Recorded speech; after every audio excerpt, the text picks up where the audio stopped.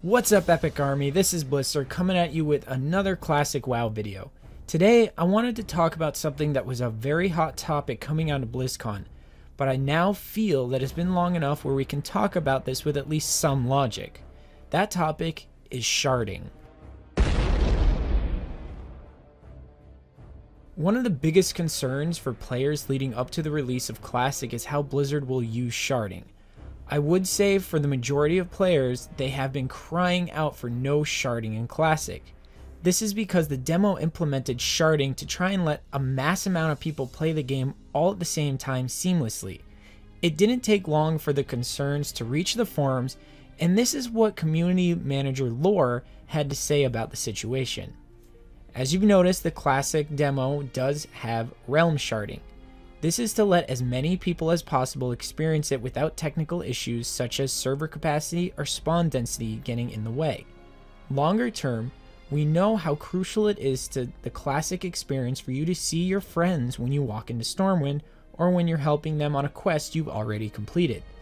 And there should only ever be one Kazakh on a realm, no matter how many people are waiting for him to spawn. We're still looking at how we can best deliver an authentic Classic experience at launch and in the weeks and months that follow, both in terms of gameplay and community. You won't see phasing, which is tied to specific quests that don't exist in Classic, or cross-realm zones, which combine multiple realms together, in Classic. However, realm sharding is one of the best tools we have to keep realms stable when hundreds of players are swarming the same initial few zones and killing the same few mobs, like they will be at the launch of Classic. To that end, we do believe that some form of sharding may be helpful, especially in those early days, but we recognize that a cohesive world is critical to WoW Classic and are committed to bringing that to you.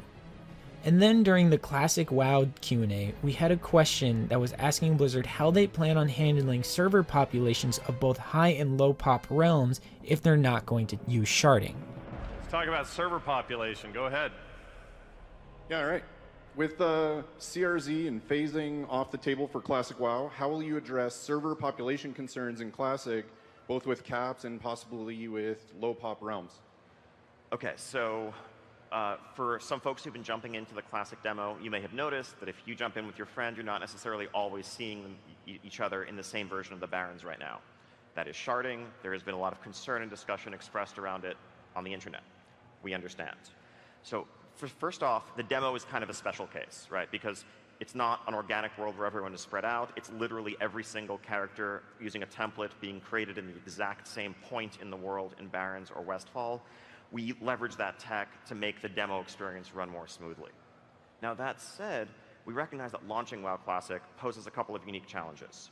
Unlike launching a traditional game that's brand new, where you can assume that everyone who is jumping in there on launch day has the intent to at least explore playing it long term, we expect that early on with Classic, there are going to be some people who are there, die-hard dedicated, they're racing to defeat Ragnaros and Onyxia. There are going to be others who just want to check it out casually. They just want to see what all the fuss is about. They want to see what they missed. And our concern is, I think exactly as you suggest, what's that going to look like? What's that going to do to realm communities as sub-server populations may dwindle over time? That is where we are looking at using sharding in a very limited way. We understand, and I understand completely, that sharding is antithetical to the concept of a cohesive Classic community where you're competing over limited resources. When Lord Kazakh is up and guilds are racing to defeat him, there needs to only be one Lord Kazakh. If you're trying to get, if you're trying to lock down the thorium veins that spawn in limited sections of the world, you should be competing over limited resources. That said, the first few weeks, when everybody is packed into Valley of Trials, when everybody is packed into Elwyn, we think we can use sharding there in a limited, time-limited way to solve the initial launch day load problems, while making sure that in the long run, as server communities solidify, there's a healthy population and a single world for everyone to live in. Thank you. After both the post from Lore and Ian's response at BlizzCon, the forums started going crazy with posts about sharding, with a lot of them being against sharding and begging Blizzard not to use any form of sharding at all. Now, I've lived through Classic without sharding, and I've played through most of the recent experiences of sharding and phasing that Blizzard implements. When I run around today, I'm hard pressed to find more than a handful of people out in the world unless I'm specifically grouping up with other people in the group finder for, say, a world boss. Now that's in zones for current content, and I play on Emerald Dreams, so there are plenty of players to be running into, but I simply don't run into people when I'm in the world. In Classic, I played on a relatively high pop server as well, Kill Jaden, and I would see people everywhere I went. Some of the best parts of leveling back before Sharding existed was running into 2, 3, or even 4 other players trying to do the same series of quests and grouping up and working on it together. Something that you simply can't do today unless you have a pre-made group. And those people that you run into can turn out to be lifelong friends. So it's very important that we have this in Classic.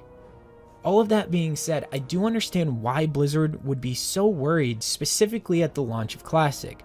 There are going to be thousands of people all starting brand new characters and would be forced into one of 6 starting zones. Regardless of how many realms they have, that's going to be a lot of people in very few amount of zones. There are going to be literally hundreds of people in each zone. Would it be so bad to shard those areas out so people can actually start to play the game? Has anyone tried to start playing on a private server within the first few days to week the server goes live? It's almost impossible to get anything done. But while you're trying to tag one mob after another for your quest, you're grouped up with other players, talking with them, making connections, making friends. If you don't need to bother with grouping up to even attempt to get a quest done, how are we to build a community? The current version of WoW, with its sharding, makes the game play like a single player game with an afterthought for grouping up. There is no need to speak with anyone, and you can see all the dungeons and see all the raids. Even with Mythic Keystones, most of the time when you party up, no one says a word. This is how the community aspect of WoW has fallen apart, and we can't let that happen in Classic, as the community aspect is one of the biggest parts of the game. So what are our options right now?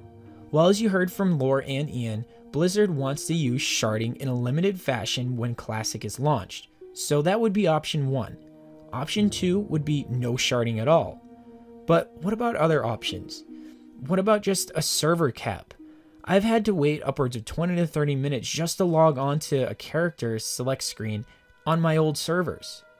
Would putting a lower cap at launch and gradually increasing it to solve the issue of too many people within one zone at a time? What could be more Classic than a server queue? We need more options. We need to keep this conversation open. Is there anything else that meets in the middle? One option that I read about sounded very similar to the suggestion that Preach had made. Within a server, you find sub-servers. Let's say we're in Elwyn Forest and there are 2,000 players there. Now let's say that each sub-server has a cap of 500 players. That would mean that you would need 4 sub-servers, Elwyn 1, 2, 3, and 4. If more people come in, then an additional sub-server becomes available for selection. And likewise, if the population drops down below 1,500, then there would only be 3 to choose from. This would allow people who want to stay in the populated realms stay to have the competition and community, while the people who are just trying to progress through the zone with as little human interaction as possible can do that as well. Now, we don't want to do this for the entirety of the game, so eventually this would be taken out and this would just be used within the first few weeks of launch. Now, if you're unfamiliar with the suggestion that Preach had made, it's not all that bad and it's not all that different. You would have to make multiple servers with the same name. For example, you would have Kill Jaden 1, Kill Jaden 2, Kill Jaden 3, and Kill Jaden 4. However many you need to fulfill the needs of the masses. Then, once all of the short-term players stop, those players would merge into one larger server. The idea would be to hopefully continue to give the player base the community they seek, while at the same time allowing players to play without lag or restriction of resources and mobs. As much as I like both of these ideas, I don't think that Blizzard is even entertaining these types of thoughts, as they've said no cross-realm zones, and these examples mostly resemble that. Personally, right now, I feel the best option that is even on the table for Blizzard is just no sharding at all. If we don't need it in Westfall and Duskwood and the Barrens, why would we need it in the starter zones? However, that doesn't mean I wouldn't object to hearing ideas of how to handle this situation. As much as I want to experience the old game again, I do want to be able to play the game on launch. Let's keep the conversation going, guys. Let me know what you saw in your mind down in the comments, but please, let's keep it constructive. As always, guys, take care, and I'll see you in the next one. Hey, it's Radit here. Don't forget to hit that like button and subscribe as well. It really helps out the channel. We put out multiple new videos each week, and we appreciate all of your support. Thanks for watching, everyone, and cheers.